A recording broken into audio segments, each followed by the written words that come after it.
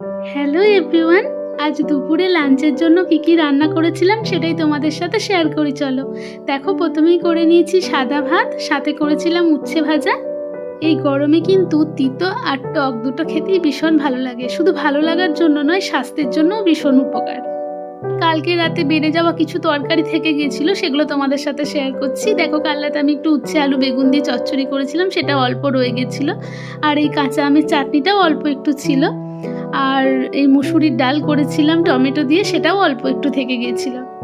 আর আগের দিনই বললাম বাজার থেকে চারাপোনা মাছ এনেছিলাম, তো তার পিসগুলো দিয়ে আগের দিন ঝোল করেছিলাম, কিন্তু লেজা মাথাগুলো দিয়ে কি করব বুঝে উঠতে পারছিলাম না। তাই সেটা দিয়েই তেঁতুল দিয়ে মাছের টক করেছিলাম। এই টকটা কিন্তু ঘটিরাই ভীষণ ভালো বানায়, বাঙালরা শুনেছি এই রান্নাটা করতে পারে না বা খায় না। তো একবার আমার রিকোয়েস্ট রইলো, তোমরাও এই রান্নাটা করে খেও, ভীষণ ভালো লাগে এই মাছের টক খেতে। আর আজকে স্পেশাল মেনু তো দেখতেই পাচ্ছ, চিংড়ি মাছের মালাইকারি। এটাও খেতে ভীষণ ভালো হয়েছিল। এই রেসিপিটা একদিন তোমাদের সাথে অবশ্যই শেয়ার করব। আমার ভিডিওগুলো তোমাদের কেমন লাগে জানিও। আজকের ভিডিও এখানেই শেষ করলাম, টাটা।